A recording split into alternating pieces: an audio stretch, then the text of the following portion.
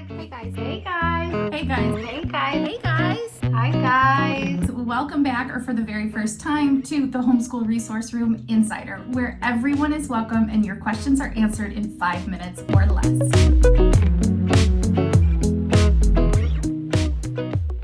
It's Ashley. This is episode 3, brought to you by Homeschool Unit Studies ebook, your guide to a hands-on whole family education. It's available on the homeschoolresourceroom.com. Today's a little bit different. I am going up against common homeschool advice.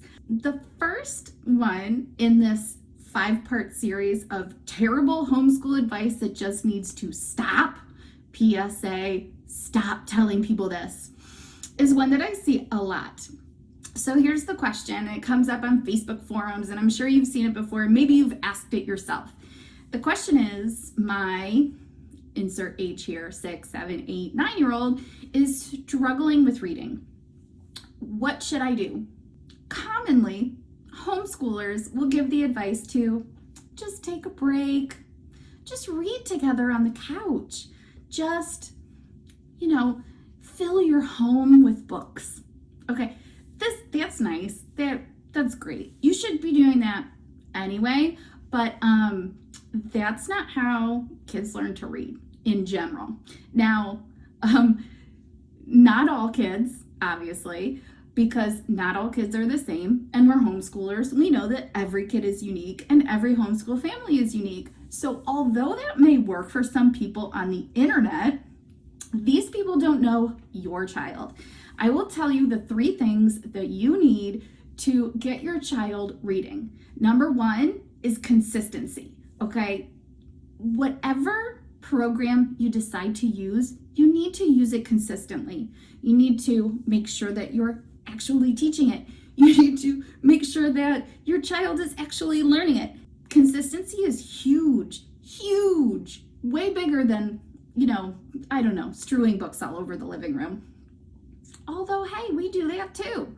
Now, the second thing that you need is a good program. The programs that I will always recommend, and I've tried a bunch of them, and I taught them in public school, are Orton Gillingham based. That is a long word for a very structured, systematic way of teaching phonemic awareness and phonics.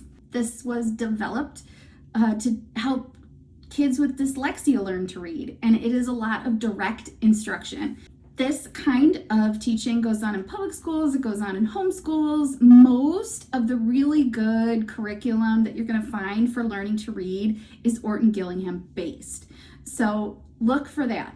The third thing that you need, other than just sitting on the couch and reading together, is to make sure that your child doesn't have any kind of struggles or disabilities that may be standing in their way. Here's a few ways to tell. If your child can read words on flashcards or big words on paper and they can't read like a paragraph, you might want to get their eyes checked. That's huge. Lots of kids really struggle because they just can't see the words. And the way that they see might be double vision, or it might be blurry vision, it might be farsighted or nearsighted, but whatever way they see is totally normal for them. So they can't communicate to you that they're not seeing it right.